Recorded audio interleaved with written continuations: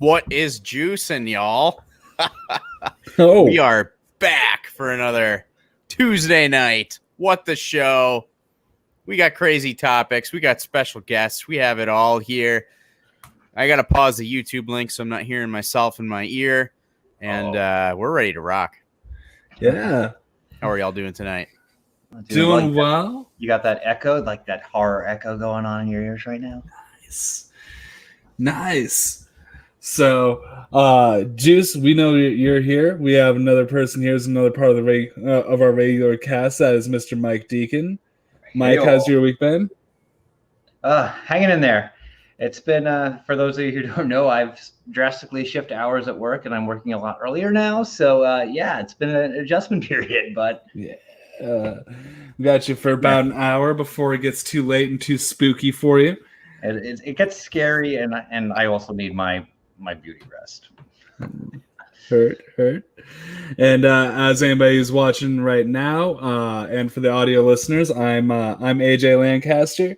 This is What the Show. We are talking movies that should be horror movies tonight. Just a couple quick things before we get started. One, if you guys have any pitches, anything like that, let us know in the chat. If you want to make sure 100% that we see it, definitely put in a Streamlabs donation. Now, any of those Streamlabs, we're not keeping that for ourselves. This is What the Show, and we donate 100% of our Streamlabs donations to charities. This month for Pride Month, we are saluting the Trevor Project. The Trevor Project, one of my favorite charities for a national and multinational corporate charity to support, because they do awesome work, and a lot of their work goes straight to helping people. Now, figures come out with LGBTQ youth that they are 4 times more likely to have a suicide attempt than heteronormative youth. But other statistics show that they are 30% less likely to have a suicide attempt if there's just one person in their life that is supportive of them. So what the Trevor Project aims to do is have counseling programs in place to have at least that one person when it's unavailable. They do amazing work throughout the country, and they're some of my favorite people to support. So once again, any of those donations, 100% going to the Trevor Project tonight and through the month of June. So we're talking movies that should be horror movies, and we're gonna have some fun with this one. It's gonna get weird. And we brought in I believe a horror expert of sorts. We all did not realize that this person was a horror expert, and then all at once found out last year.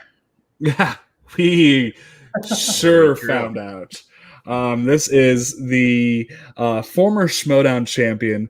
I believe one of only 2 belt holders that have been on this program for the Schmodown, and the 2020 Horror Free-for-All winner, Mr. Adam Collins. Adam Collins, how are you doing tonight? Hey, here. I am doing very well now that I'm here with you gentlemen. And thank you for the recognition of the things that happened last year. I'm hoping to build up my resume for this year yet. I've been on the bench for a minute, kind of polishing my nails and preparing for what comes next. But I'll be back in there soon, don't worry. Well, and I do have to commend you on some of the best promo work this year. With everything, with the slow descent into madness with your title match against Dan Merle for Collins Merle 2 is some of my favorite stuff I think I've seen in the digital era. So commendations on that. Thank you. Coyote's still in a dark place, and that narrative is still playing out. So keep your eye out for more. He's still got some demons to wrestle with this season. I cannot wait. It's gonna be some great stuff. Just real quick, we did get a $15 donation from Jeff. It's just saying #for the kids. Really surprised actually that Jeff didn't have an Air Bud horror movie pitch to start us off, because he and I work on the Air Bud Cinematic Universe, launching soon. A 14-part totally relevant podcast going through the Air Bud Cinematic Universe of films, but that's a quick. Have you hit up Bibbs? Have you hit up Bibbs about that yet? I have not. Because he's incredibly passionate about the Air Bud franchise, like really passionate. And if you reach out and you lead with Air Bud, I'd be surprised if you didn't respond. I will. Yeah. I will take that to note. That episode just got incredibly more animated. Yeah. And that's not even inside info. That's just from listening to his podcast as a fan. That's public information. So, Right. Sorry, Bibbs. I know you love Air Bud, though, so you're not really. Sorry, Bibbs. I will be getting in your DMs immediately following this stream, or possibly on the next late night AMA. So movies that should be horror movies. You're a horror expert of sorts. I mean, you've won the horror free-for-all, and that horror exhibition, you were the champion of that, correct? I did, yeah. If anyone missed it, go check it. It's on the SEN channel on its own now. Mm-hmm. But it's a fun match. Played Bibbs and Video Drew, Robert Kirkman, and Ellis called the match. But yeah, proud of that one too. And I think, fingers crossed, we might see another free-for-all in the future. So keep our fingers crossed. Yeah, that horror free-for-all was completely a way that I got distracted with my coworkers at work for 3 straight hours. I think that the cool thing about that too was not only did it reinvigorate interest in horror, because even if the official division doesn't happen, those of us who love horror on the Schmodown already think of it as kind of an unofficial division in the exhibition wing of the Schmodown. And it's for bragging rights, not for points, but it still means something to us. The thing I'm really happy about is that free-for-all really greased the wheels for the digital free-for-all we had a couple months ago. And I think because the horror free-for-all was a success, that made that free-for-all go so much smoother. And I'm just glad it all worked out. Yeah. Yeah, you can definitely see a lot of the DNA of what happened first digitally in the full free-for-all there. And the polished product on the horror free-for-all is great. So yeah, we got guys, we're basically doing the Corrupt a Wish thing tonight, though, with taking beloved movies and turning them into horror movies. So, who's got the first pitch? Juice, do you want to lead us off? I could lead us off. Yeah. I don't have a full plot or anything like that, but I was leaning, especially in honor of our guest and our guest's nickname. I'm going more for a franchise versus an actual movie, but I think a Looney Tunes horror movie would be absolutely incredible. With like they're all trapped in maybe like a haunted house or something, and there's a murder, so kind of Clue style. But like, look at some of these creepy images. I was just looking up Looney Tunes, like creepy gifs. Like that's a dangerous rabbit hole. Random stuff like this. You could have the little two, like, I guess this is more like Disney. I don't know how much, a lot of Disney stuff, but like really like any of like the old timey Disney, like Looney Tunes, like I don't know if it's real, but that's a GIF on the internet. So like Looney Tunes, it also maybe like it's also could go in more of the Disney, just classic animated, animated. Like classic. There's so much creepy stuff already from way back. I love this GIF. Just bugs and so that is definitely in the Overlook Hotel. Yeah, like they could all be in like a hotel or like some like big massive place, and then stuff starts happening. Like you don't know who the killer is. Is it Yosemite Sam? Is it Elmer Fudd? Is it I think it could be really fun, really creepy. Nice. The Simpsons already did their The Shining, their Shining parody. But just thinking about that, doing like The Shining, remaking movies like that, using Looney Tunes characters, that there's something there, I think. Yeah. The Shining. Go ahead. No, AJ, after you, sir. So The Shining. Wile E. Coyote, Roadrunner. Like Wile E. Coyote getting mad all work and no play makes Wiley a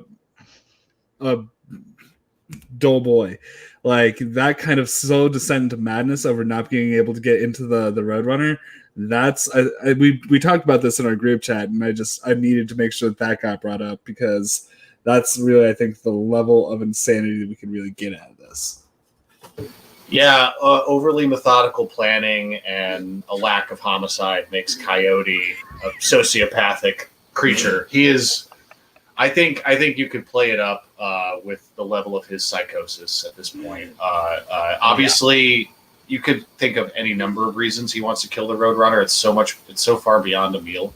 It's a vendetta, and I think there's a lot behind that.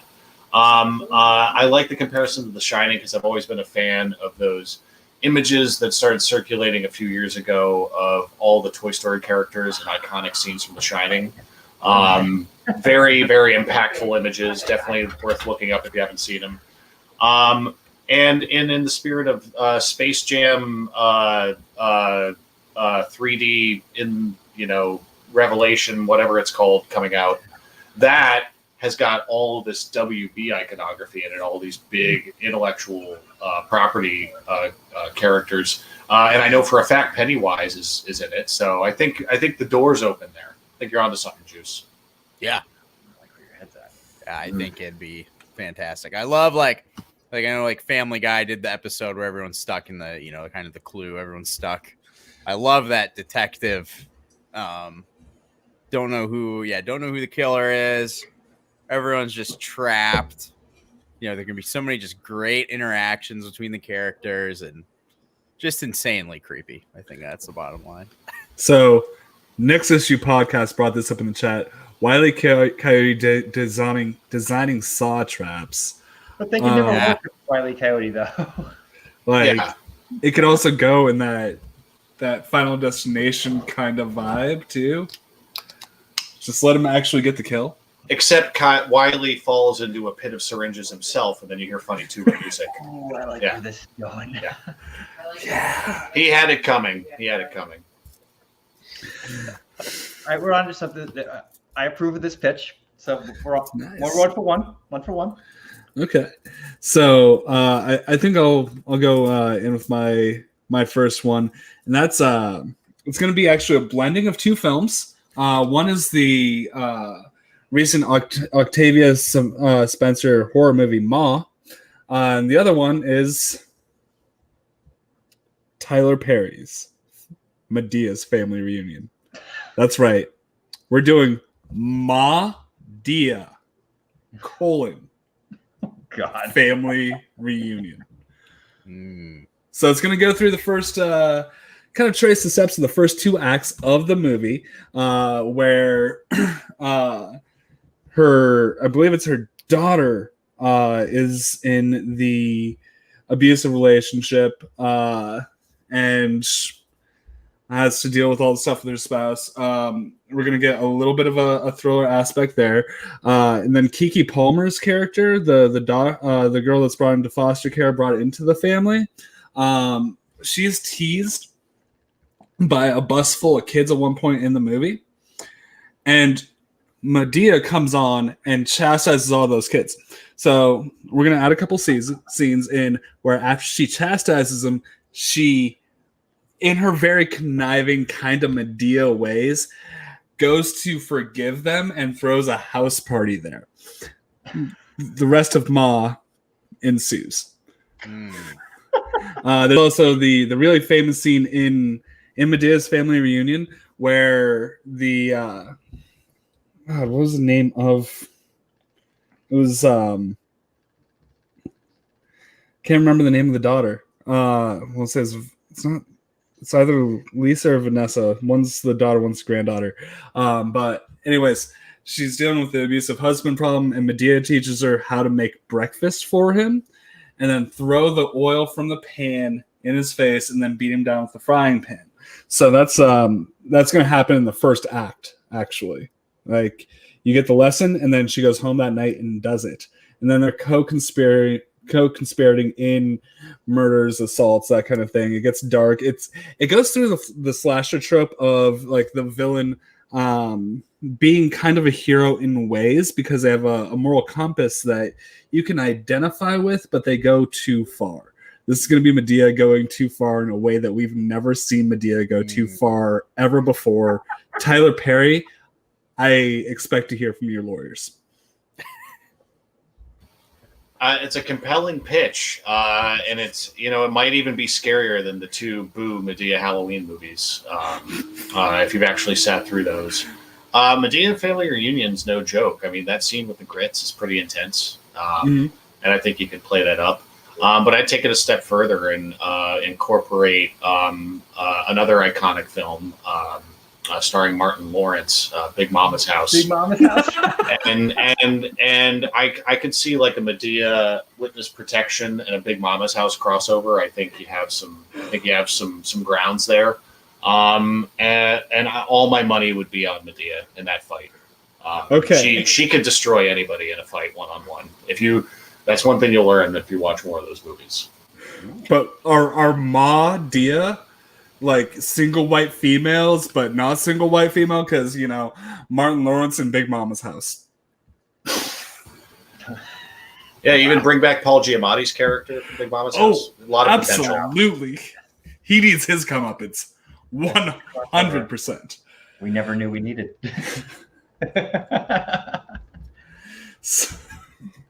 Jeez. Right. So yeah, I'll pitch the next one. The first one I came up with has been reimagined in a different style already, but I think this would work really well as a horror movie, and that's Mean Girls. So you've got this new girl, Katie, who's coming into town, and we stick to the plot to start with, where she becomes friends with Janice and Damien and decides to infiltrate the plastics. However, the plastics start going down one by one, and nobody knows who the killer is. So this becomes a great mystery, and every time you think you know who somebody is the killer, all of a sudden they go down. And it winds up at the end, pretty much, I've been trying to debate who would be the remaining survivors at the end when we reveal who the killer is. So I think it would have to be Katie, Janice, and Regina. The three of them would have to be there at the end. And then I debated about the other ones. I cannot in any good conscience kill Kevin G, because I love Kevin G. He's probably my favorite character in that entire movie. But Miss Norberry and maybe Damien, but I think you need to have somebody who gets off that you really have that emotional moment. Sorry, Damien, I think it's you. But of course, there's only one logical killer in Mean Girls, and of course that's Glenn Coco. So in the grand scheme of things, you go Glenn Coco, you're getting nose roses. Yeah, you got it. You're the killer. I think there's a lot of potential there, for sure. I was thinking of all of her like background, like growing up in the safari, and my mind went to the Michael Douglas Val Kilmer movie, The Ghost in the Darkness, because that's basically a horror movie. It's an action movie too, but it's a horror movie with lions. Go check it out if you haven't seen it. It's a fun movie. A real hoot. I think maybe playing up some of the horrific background of growing up on the safari, that could be fun. And honestly, Tina Fey's character, the teacher, I bet she's got some skeletons in the closet. Most Tina Fey characters do. So I'd like to see what she's been up to. Sure. So Adam, let's hear your first pitch. I like blending genres, and I like going with films that bring up a lot of nostalgia for people, because they're going to be immediately invested in this new take on the material. So I want to see the horror movie version of Roadhouse. So Roadhouse already has a few hints of things being a bit darker than they seem. Mm-hmm. Have you all seen Roadhouse? Oh yeah. Okay. So the thing I like about that movie is it starts off simple enough. I recently rewatched it for like the millionth time, and what hit me this time, I was like, man, this really is like an R-rated adult version of the Karate Kid, isn't it? Like in a lot of ways, it is. It follows very similar beats. New guy moves to town, gets picked on by the bullies. Gets the girl. For some reason, the villain's into the girl. even though the villain's Ben Gazzara and the girl's Kelly Lynch. Not that an older dude couldn't date Kelly Lynch, but like there's no like setup for him being into Kelly Lynch, which is why it's funny. But Ben Gazzara, the whole movie is leering at Dalton from across the water. He stares at him night after night. The movie writes itself. Plus his buddy Jimmy, who's got it out for Dalton the whole movie. You know who I'm talking about. Mm-hmm. That guy's a psychopath. Dalton himself has a screw loose, obviously. That's what the whole movie is kind of focusing on. I'd like to see it taken a step further, and I'd like to just see the film from Ben Gazzara's perspective, like more fully, because he does stare at them and plots, and he does increasingly erratic, psychopathic things. And you're playing by the movie's rules the whole time. So you're like, oh, well, Dalton's just going to karate chop his way through all these problems. And he essentially does. But what if he couldn't? What if Ben Gazzara, instead of just being a privileged guy who does big game hunting because he's rich and bored, actually could put up a Jason Voorhees level performance of carnage? I'd like to see Dalton fight that kind of villain. Because once he finally gets in front of Ben Gazzara and you see like he's twice his height, you're like, what's going to happen here? I mean, come on. Right. So that's kind of where my head is at with that. Love to see if anyone has additional riffs on it, but that's where I'd start. Okay, so I have an idea for the trailer. Yeah, first of all, trailer Wyatt Russell does the naked karate like Patrick Swayze, but we're going to show everything. It's gonna be a red band trailer, and it's to a slow version of Blue Monday, right? And it's how does it feel? And like for the first like drum beat for the there you see the throat rip on like somebody in the bar, but then like the protagonist the antagonist we see that I can never remember the bad guy's name, and you even said it. But you see him just pummeling into the chest to the beat, and then it goes quiet again. Like it's a perfect 2021 trailer that we could really evolve something out of. Well, like all those creepy slowed down versions of songs, there's this like the like token like love scene in the movie between Swayze and Kelly Lynch is to really great song by Otis Redding, These Arms of Mine, is playing during that scene. And you could totally do like a slowed down creepy cover of that like changes the meaning of the song, where These Arms of Mine has this creepy double meaning to it. And that way it connects back to like that scene from the movie that's actually, by 80s standards, pretty sexy. So yeah, I think there's a lot we can work with in Roadhouse. Love this Absolutely. one. That's an A+ right there. So real quick, we do have a Streamlabs donation again from Jeff Alterman, pitching Air Bud as a horror film, the exact same premise as the first movie, but from the perspective of Norm Snively. Now, Jeff is backstage right now, and I think that he has more to add here. Oh God, Jeff, Quiz Show Alterman, how are you doing tonight? I'm doing great. So here's the deal about Norm Snively. By the way, hi Adam, nice to meet you. Hey Jeff. So Norm Snively is not a good dog, right? This is a toxic relationship that he has with this dog, and it doesn't end well. The dog goes away, it runs away, but it's his dog. He has the paperwork to prove it. He has these people that obviously are going to try and fight, and they're going to lie to the courts to that it's not his dog. He had the documents. They ruined it. They're going again. They're destroying any proof, anything. He knows it's his dog. They're slowly trying to get the world to tell him that what he believes is real isn't real. All right. This is the Invisible Man unsane of the Air Bud universe that we're talking about here. This is Air Bud is trying to convince the world that he was never with Norm Snively, but he was.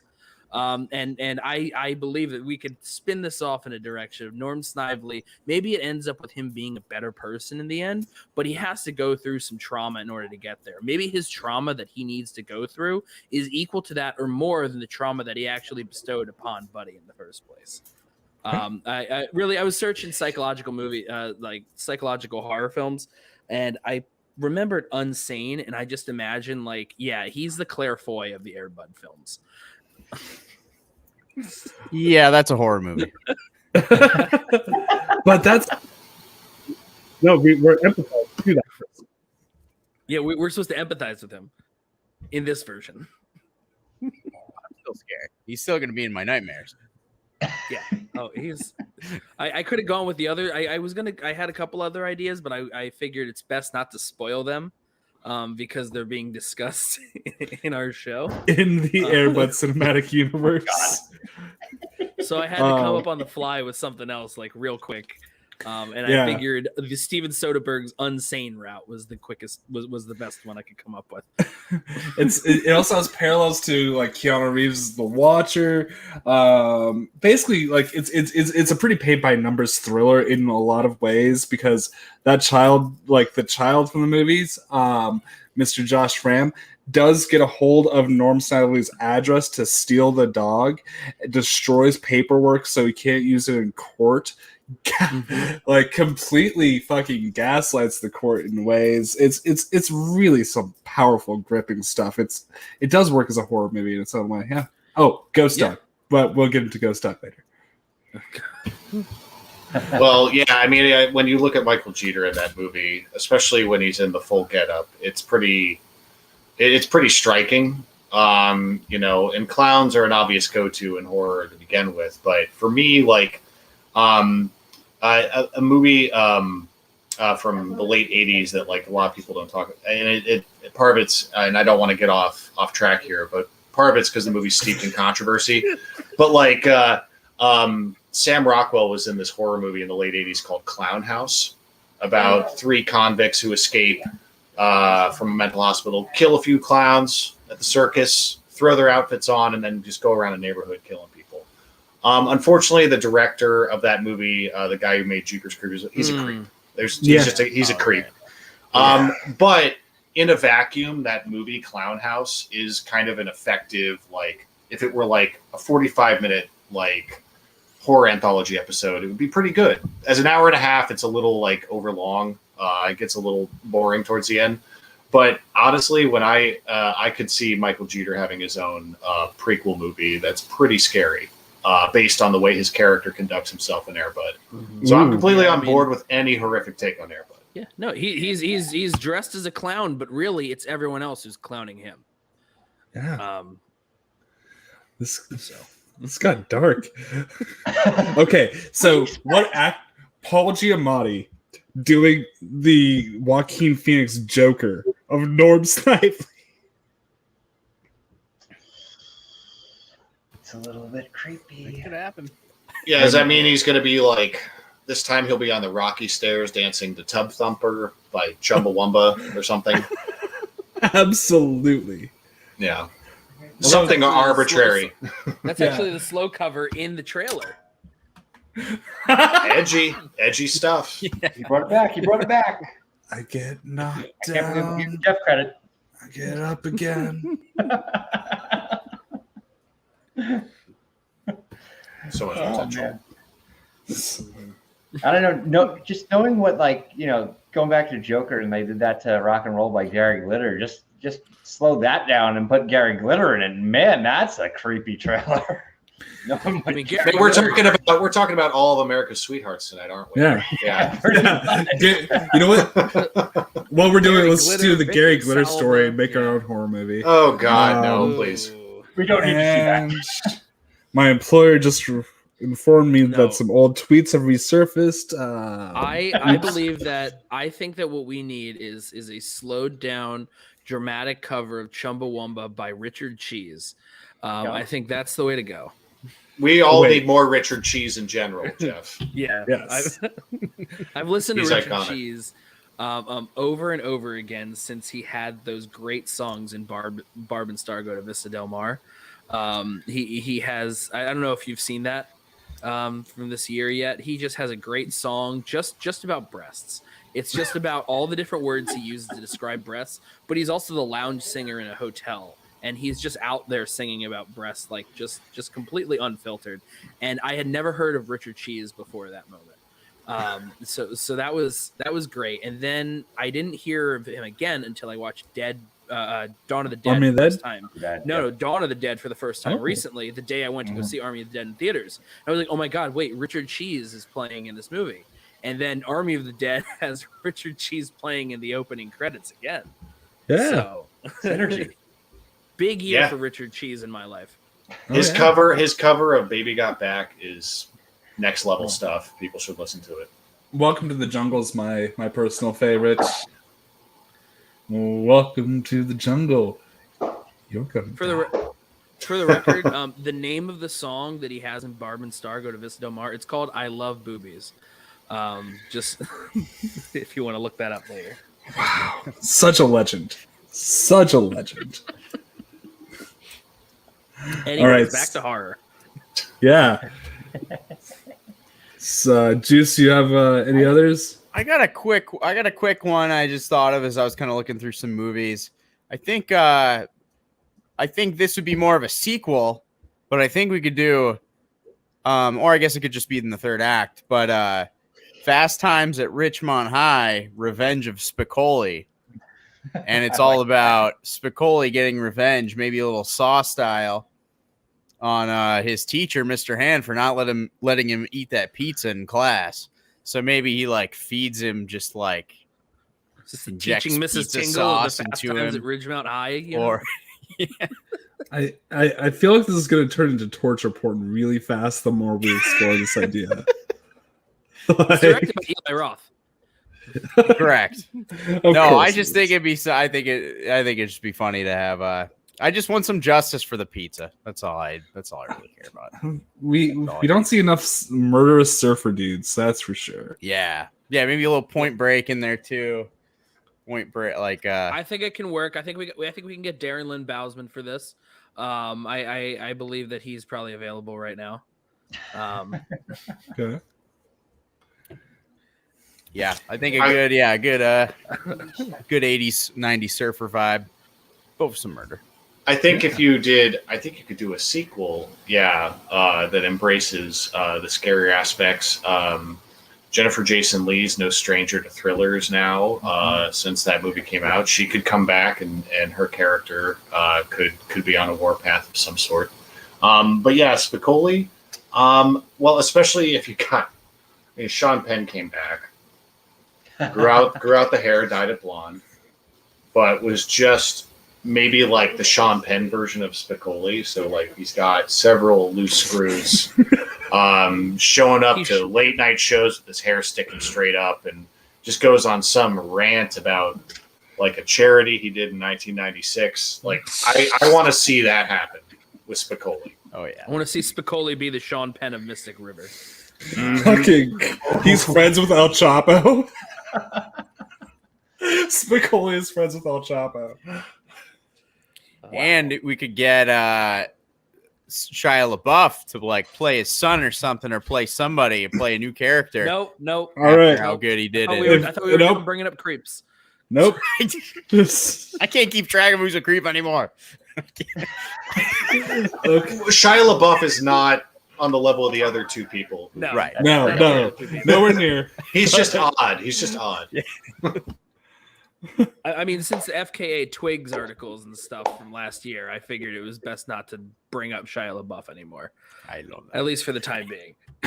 Okay, so I found out that this has been brought up other places when I brought it up to some other people, but there's this movie that's shitty movie in my opinion.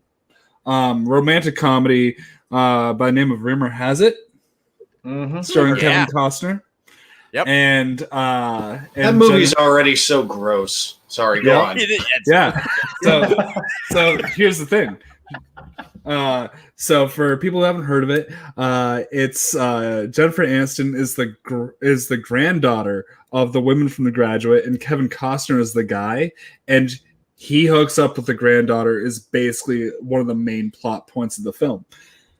Now, this could be, if you played it right and just remade the same movie, it could be like an erotic thriller. It could be on the level of like maybe like a 1 hour photo of just making Kevin Costner really obsessed. Like, instead of like, ooh, this accidentally happened, I wonder how. No, he has obsessed with mating with every not having sex with mating with every single member of that family tree. Easy. It's easy. That's all you need. Right there. It's done. But the movie's already so much fun to watch, AJ. Yeah. I'm really not changing much. You just need to actually like make Costner so like this entire thing can be done with additional photography. Let's face it, you could leave in a lot of what's already there. Yeah, it's just like Kevin Costner undermined so much of his goodwill with the public with that one. I mean, if it had been more of a success, more people would be weirded out by it. But yeah, I'm surprised more people haven't seen that movie, given the level of the cast is crazy. Yeah. I keep like running through my head this idea of like how you can easily make a horror film of like, you know, someone coming home for the holidays, like all that, the dysfunctional family and whatnot. There's a way to make that horror. And then I think to myself, earlier this year, there was a film that did it better than probably anything that I would ever be able to pitch. And that's Shiva Baby, which is, it's this young woman who has to go to sit Shiva because someone that her family knew died. She's Jewish. They're all Jewish.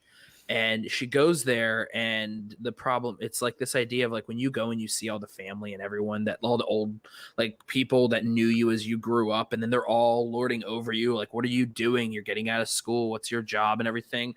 But it like ratchets up the anxiety level of it so that it feels like it's a horror film. Like the whole experience is like you're in the middle of a horror film. It's like a dysfunctional family thing, but if it was made by the Safdie brothers. And I feel like there's plenty of other ways you could do it. Just this general idea of coming home for the holidays for anything. You could take any number of those and you could turn many of them slightly to go from just like, oh, it's really hard to deal with family to making it a flat out horror show. Oh my any holiday movie by the Safdie brothers. Well, Jeff's he's completely on the right track. I still need to see Shiva Baby. I hear it's great. I really want to see it. But a handful of people I talked to who saw that movie and loved it ended up like kind of finding certain parallels to Hereditary in terms of like the family dynamic and the and all of that. And I think another movie that I can't recommend enough is the Trey Edward Schultz movie Krisha, which was his movie he did early. That was like, I think it was his directorial debut. Yeah, it was Krisha, and then It Comes at Night, and then Waves, I think. Yep. Yeah. And it's a really good drama that's also kind of horrifying to watch because you're seeing it all from the perspective of this older woman who's going back to her family on Thanksgiving, and it's pretty unnerving to watch because it's so uncomfortable for her, and there's some history there that's going on, and it taps into that thing Jeff was saying about holidays. Really, kind of they make us all vulnerable. So I think there's something to that. Yeah, the Shiva Baby thing, like what draws me to that of like, I don't know how I'd be able to top it, is like it's her where it's like her parents think that her parents like just want her to make a decision about her life and her job and everything. And the guy she's having an affair with, the guy also happens to be married with a baby. is also there sitting Shiva with his wife and child, and also her ex-girlfriend is also there chiding her over like what she's doing for her job versus school. And then there are all the old people, and it's just like when you go to somewhere and you're like, I'm not doing well enough, and everyone is pointing it out.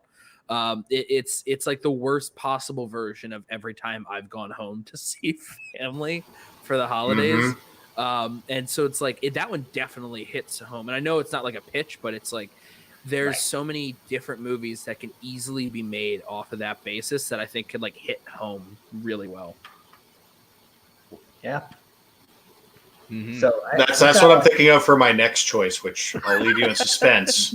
The movie I am thinking of for my next choice is of this theme. So Love it. more Why don't so. we go through what's next, and then I'll go after that.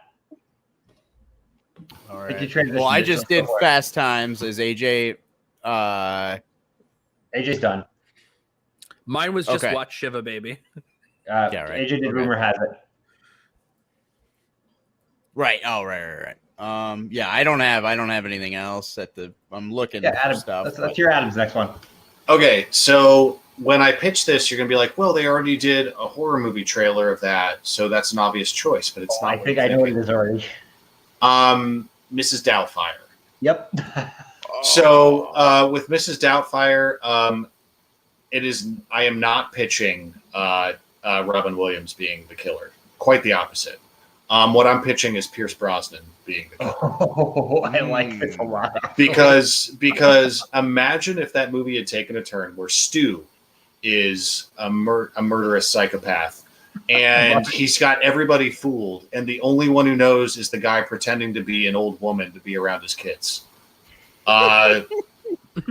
What's he supposed to do? Is he just supposed to kill him, or is he supposed to go to the cops? The possibilities are endless. This So feels very, very rear windowy. It's like, well, what the hell is he supposed to do? He's the only one Yeah. who's witnessed this. yeah, so like imagine he's witnessing Stu giving away these hints, that he's this San Francisco slasher that people have been hunting for but couldn't nail down, and the only other person who realizes it is his youngest daughter Natalie.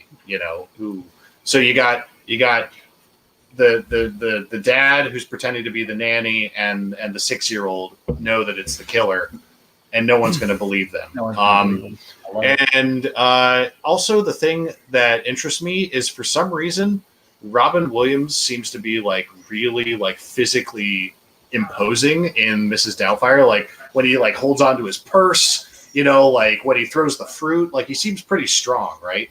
So I'd like to see him and Pierce Brosnan in like a fair fight. And of course he has to fight him in the Mrs. Doubtfire outfit, which would make it, that's just good cinema, Yeah. You have my money.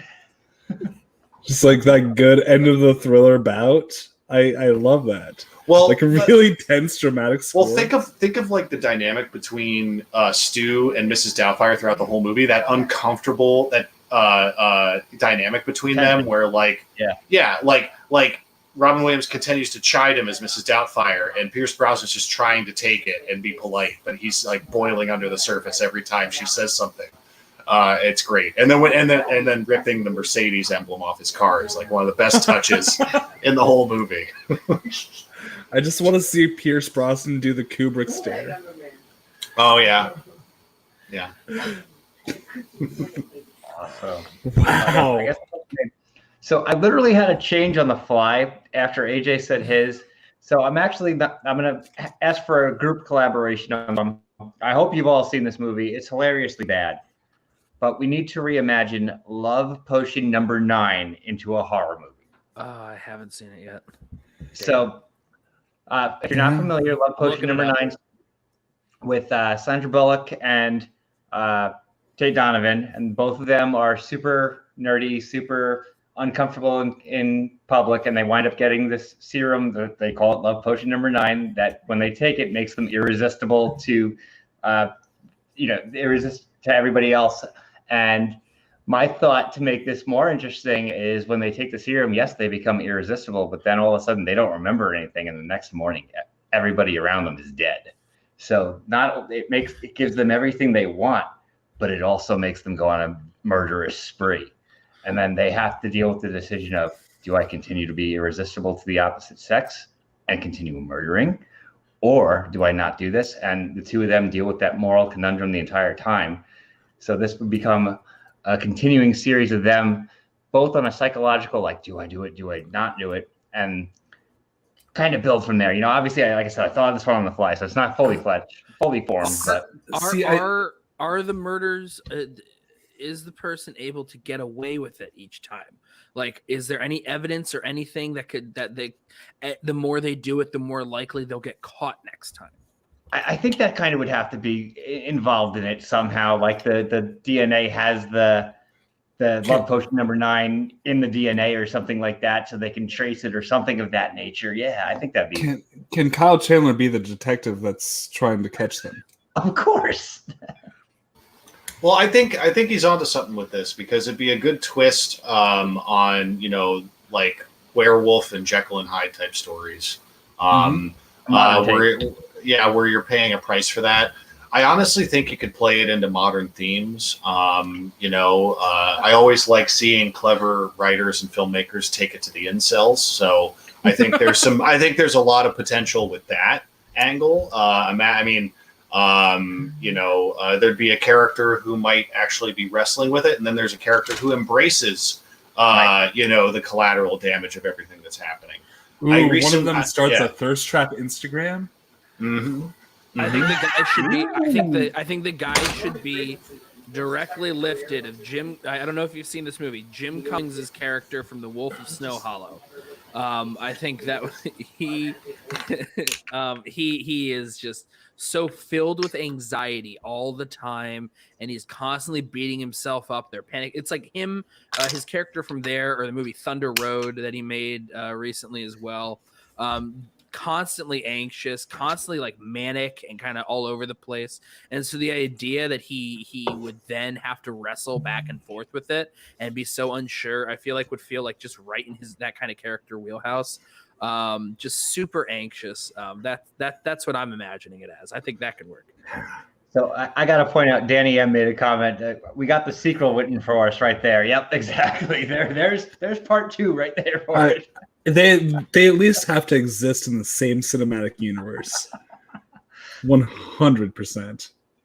It follows, or chain letter or whatever, like chainmail. I read one of those chainmail books in middle school where it was like you have to like send the letter off to someone else, otherwise you die horribly. Yeah, I feel like they've done like at least some variation of like a chain letter horror story, either in an anthology series or a bad movie. But I'd like to see a good movie that explores that premise. Like someone tries to bring back the chain letters of the 90s that you have to actually mail from place to place. And what if there were major repercussions for not doing it?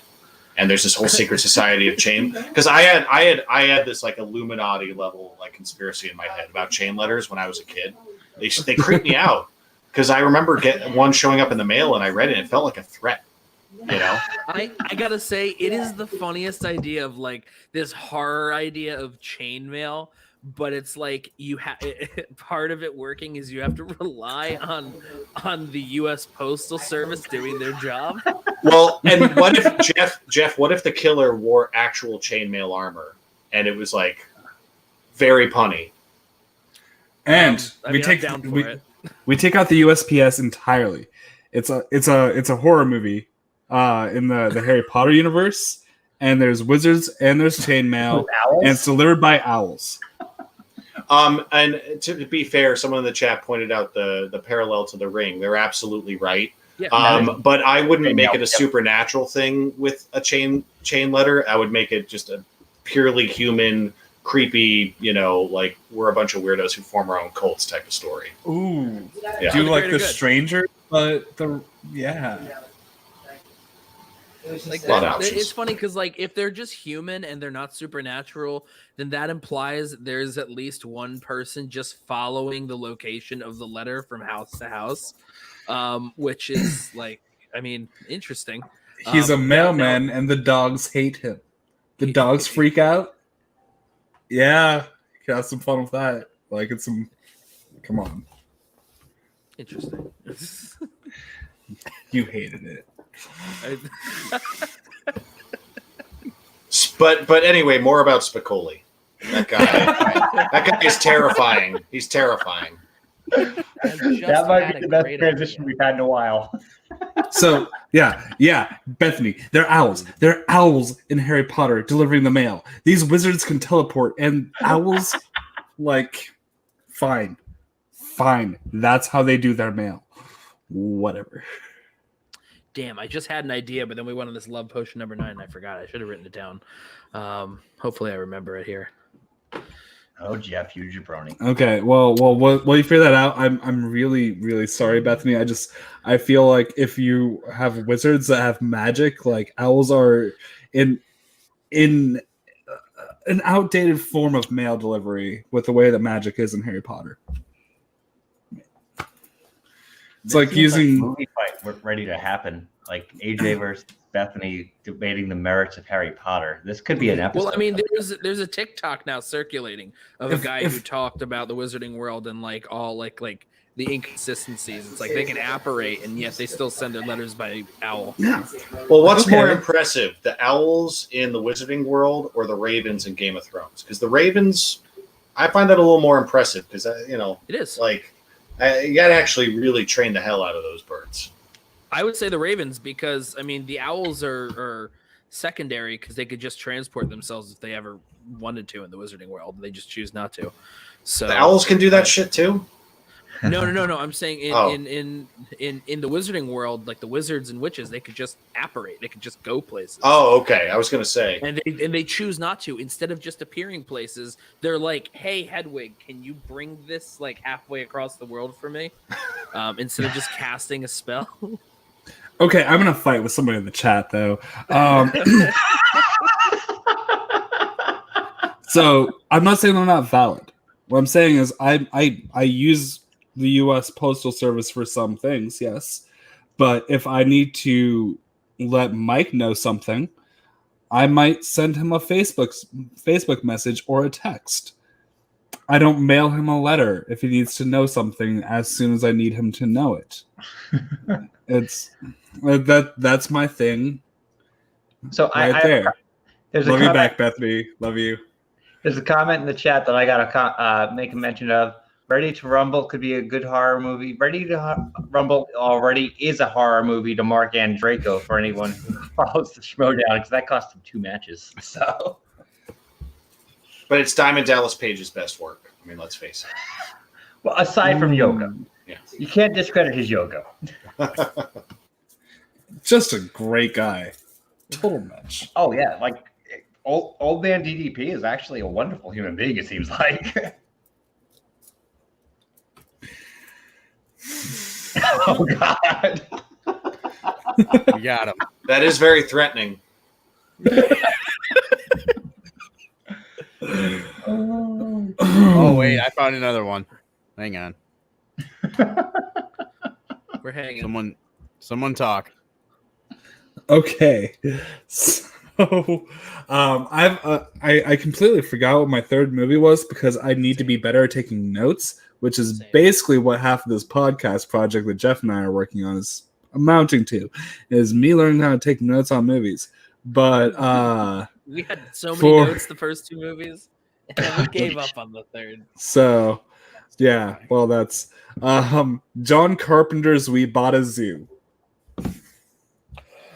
Oh shit! I remember. I gotta write it down. Actually, let's alter that. David Cronenberg's We Bought a Zoo. God damn it! Mine also is a David Cronenberg thing, but you go for yours first. No, it's just. I mean, if we're gonna do zoo stuff, I mean, something with genetic alteration has to happen. I think that his family ends up somehow in the DNA splice all of the fly with any or all animals in the zoo that is bought, and Matt Damon is left human to react to the entire thing. Simple pitch. I think it needs to be We Bought a Zoo, subtitle We Are the Zoo. Ooh. Are the Zoo. Can the Scorpion song The Zoo be the theme song?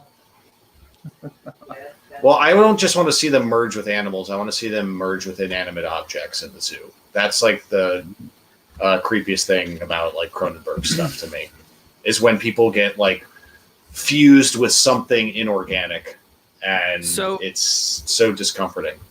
Here's where we're just going to immediately roll over into mine because it's so similar in the idea of fusing with something inorganic. So we've all seen, hopefully we've all seen Upgrade from Leigh Whannell, which is it's a form of being fused with something inorganic in a way that starts to control you and you fight back. But before there was Upgrade, there was The Tuxedo with Jackie Chan. Where he had the tuxedo, which it can make him do all sorts of incredible things. And sometimes it doesn't go according to plan, and it doesn't actually go the way that it's programmed to.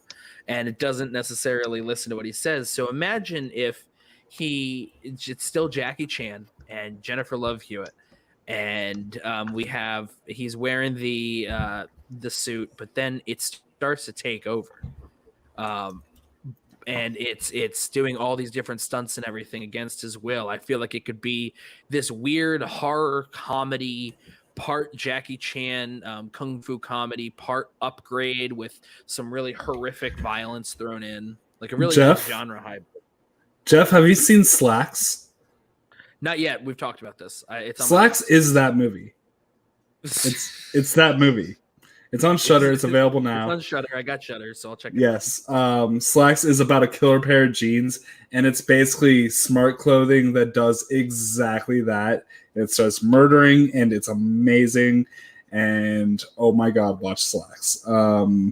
So good. Doesn't have Jackie Chan, but doesn't have Jackie Chan. No, but it could. But we're running out of time for one person on the panel tonight, and that is Mr. Mike Deacon. Before you go, Mike, we do have a $10 Streamlabs from Bethany Deacon. Oh, there you go. There we go. AJ. Don't do that. Get used to saying that. So, my pitch. When Harry met Sally, there's too much pepper in the pepper cache, Sally, but don't partake in his pecan pie. Why? Because it's poison. Dun dun dun. I took some artistic liberties there. So when Harry met Sally, especially with Sarah's, when Sally's tendencies could be horror-esque at times. You want to talk about horrific Meg Ryan film? Watch Sleepless in Seattle. I don't know how people are like, yes. She's dangerous. She's dangerous. Watch You've Got Mail. Like watch Sleepless in Seattle and don't change a thing. You want to talk about don't change? Rumor has it, don't change the stalker drama. She followed him across the country to stare at him from across the street. She is very creepy, and in the end, she wins. Yeah. And the thing is like, oh well, Tom Hanks can handle himself. A, that doesn't matter. B, he's got a son. He's letting this woman around his kid. Yeah, it is more than problematic. And I just have to say, yeah, I know. I just have to say before I forget, the tuxedo idea made me just want to remind people, if you haven't seen the movie Clown, I know I keep talking about clowns, but Clown, it's just called Clown, from John Watts, who did the more recent Spider-Man films. Yeah. Yep. Quite good body horror. Definitely worth a watch as a horror fan. I've heard of it, but I've not seen it yet. It's simple pitch. Guy with a K, right? What's that? Is it with a K? No, it's just CLOWN. Okay. But the thing is, a father puts on a very old-timey clown outfit because the clown doesn't show up for his child's birthday, and he can't get the outfit off after that. Okay. He just can't do it. It won't come off. Sense. So yeah. Produced by Eli Roth. Okay. But it's better than most of the things I've seen Eli Roth direct, if not everything I've seen him direct. Yeah. I mean, that's not a high bar. Not a high bar. Before you sign off, Mike, I do have to bring up Garth McMurray in the chat. I'm very late. Has anybody mentioned Ratatouille yet? A rat that takes control of a human body while it's unconscious. Okay, but here we this is another merging of two ideas. Ratatouille, but it's like what reverse Wilfred. Ooh. Yeah. Wilfred or Willard? Are you talking about Willard? Willard. Reverse Willard. There we go. Oh yeah. By the way, well, Clown is on Tubi, Amazon Prime Video for free to stream, and Pluto TV for free. Nice. Awesome. Check it out. Great horror. So, Mike, you've got to head out for the night. We have a couple announcements to make before you do. Before I leave, we have some channel announcements. So tonight is actually going to be the last official Tuesday night on What the Show. We are going to be shifting starting next week to Wednesdays. I believe we're doing 9:30 or 9:45 Eastern. I don't remember which one of them, but somewhere in that general time frame. But we promised that we're going to kind of like make up for, dropping this bombshell on you. Why don't we bring back the most requested show we have on here? And that's our Bethany's starring show, which is Drunk Review. And there's only one movie that can possibly bring us back to Drunk Review. And I have to definitely thank Sean Wingblade and Jesse Swift for this one. So we are going to be having Bethany watch for the first time ever Drive Angry. So that will be coming soon. I will keep everybody posted on the socials. If you check the What Show on Twitter, we will keep you posted when that's going to happen. So yes, we will be doing Drunk Review for Drive Angry in the very near future. And just keep your eyes open. That will be coming very soon. Starting next week, we will be on Wednesday nights. Adam, I want to say thank you so much for coming on.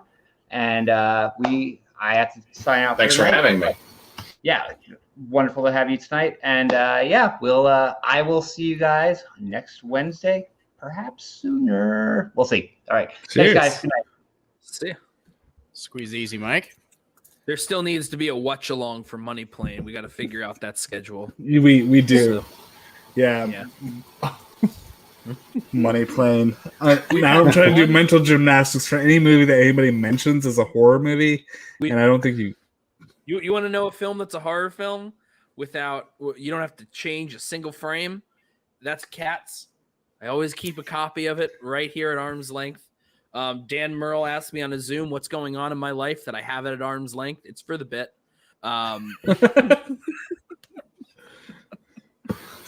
So here's the thing, though. Cats from Drive Angry Academy as well, Award-winning director Tom Hooper. We need to do the full.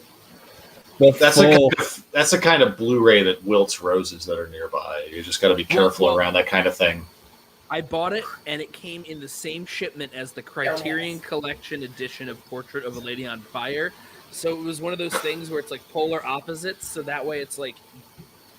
Jeff, I know where you're coming from. I get really into collecting physical media, especially, well, not just in general, but movies that are not currently streaming or not currently streaming for free. So I'll either try and track them down at the library or I'll try and track down a cheap used copy. And I'll never forget... Oh, real quick. I thought you'd appreciate this. At one point, I ordered Kenneth Branagh's Hamlet and Surf Ninjas, and they arrived the same day. So I know what you mean. I've been waiting to pull the trigger on like the Hamlet Blu-ray because it's like $40, and then I keep buying other movies that are like twice that sometimes for like no reason. I'm telling you right now, like by the end of this week, I'm going to have a copy of Gotti. That's a spirit. That's a spirit. Just real quick, I do have to mention that Garth McMurray in the chat said the phrase "butthole cut." Yeah, people are clamoring for that. I hear. Mm-hmm. Just so glad Cats take that in however many horror movie ways that you really want to. All right, I guess there is a way to make that. I said you don't have to change a frame. I can't believe I had this at arm's reach the entire time because I'm rearranging my apartment and the box was right there and I didn't put it up. That is a travesty. All right, there it is. So my other horror movie pitch idea was actually Fanboys, but it's post Last Jedi Fanboys. Are you guys familiar with that movie at all? Boy, yeah. Yeah. So it's a bunch of these guys who are huge Star Wars fans. They find out that there's going to be a new Star Wars movie, and they want to break into Skywalker Ranch to watch the movie. But this is much more in that thriller horror kind of thing of star of the movie Mark Hamill has rapped on Last Jedi, and he's kidnapped by rabid people on the internet who want to hold him ransom for remaking The Last Jedi. I mean, that sounds very close to like it's a domestic horror movie. 100%. That sounds like The Strangers, or like that sounds like you're just remaking Hostage. It sounds like Misery. Well, yes. Yeah. Which honestly, the misery version of shitty Star Wars fans after The Last Jedi, I could get behind that. Yeah. Especially if we have some heroic character fighting back against them. I think Mark Hamill would want to do it. Oh yeah. He'd want to do anything. Mark Hamill is so down to troll anyone. I would love to see whatever the hell he wants to do. I mean, he's great. I don't know where I was going with that. But I see in the chat there, I think fanboys make it Snyder fans, make it dark. But yeah, make it so dark you can't see anything on the screen. Courtesy of Fabian Wagner, guys.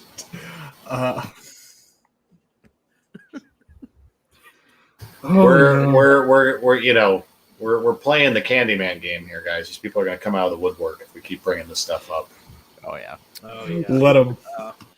Let them. I only saw the first Candyman for the first time last fall.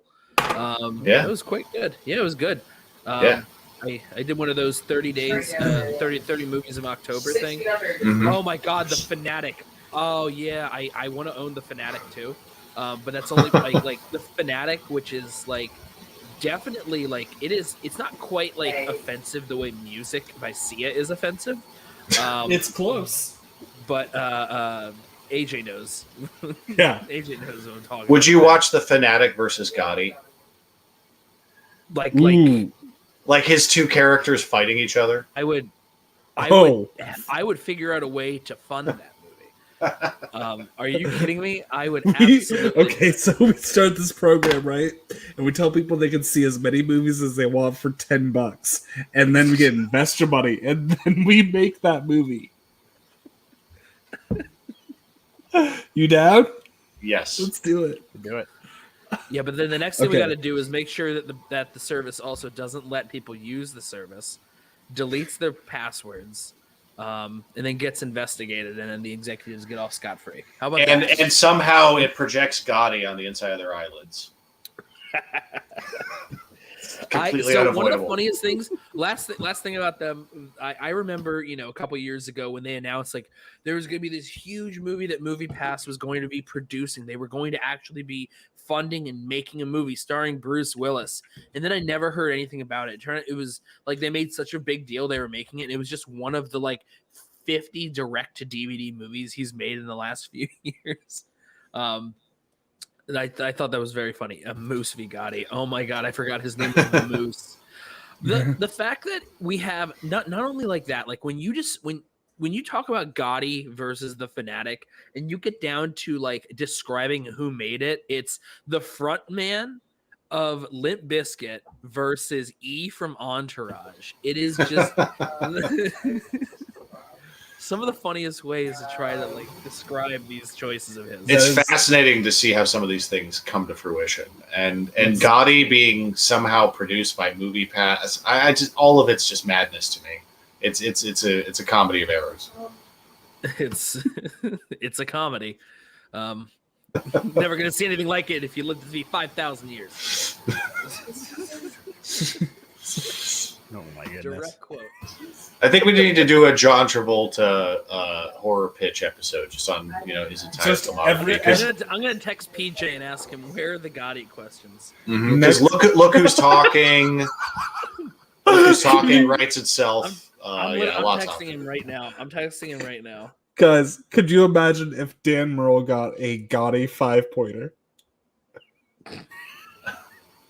Dan Merle, you mean the Give it man time. who had the man who fought the movie? The movie fought him. The movie fought him. I remember when he responded in the Twitter thread to it. He responded by saying, "Oh, you want to go to the mattresses? Let's go to the mattresses." Okay.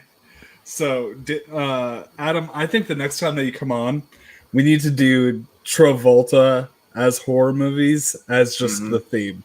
We're just going to do that. It's been such an honor to have you on.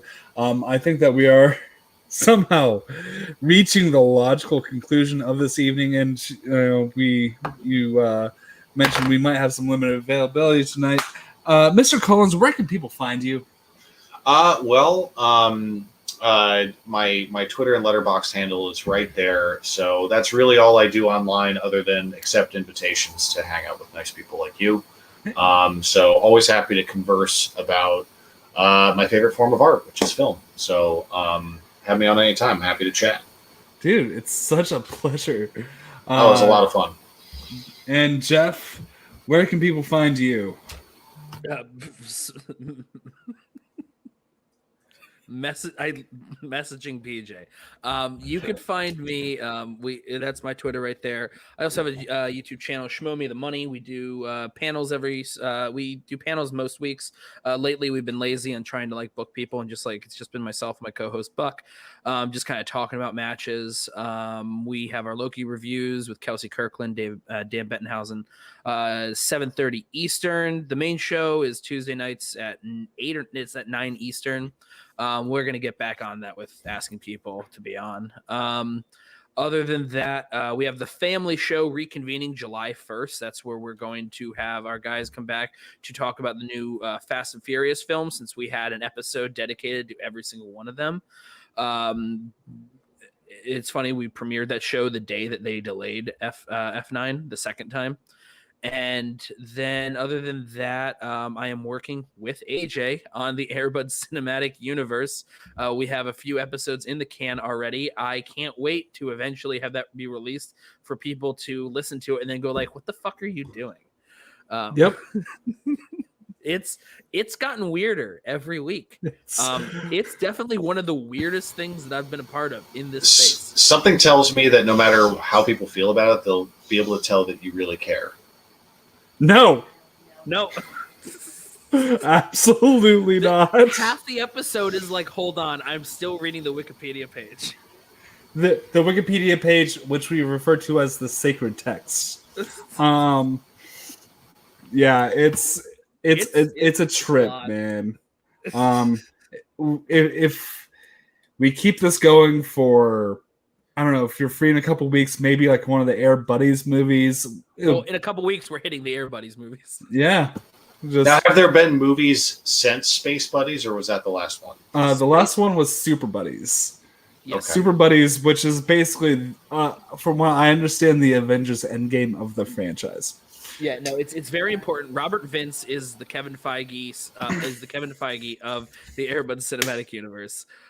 He has been in it since the beginning, and I expect to see him doing it all the way until the end. Robert Vince is a genius. He's a master. He's done this. He's branched off. He's done the Most Valuable Primate films.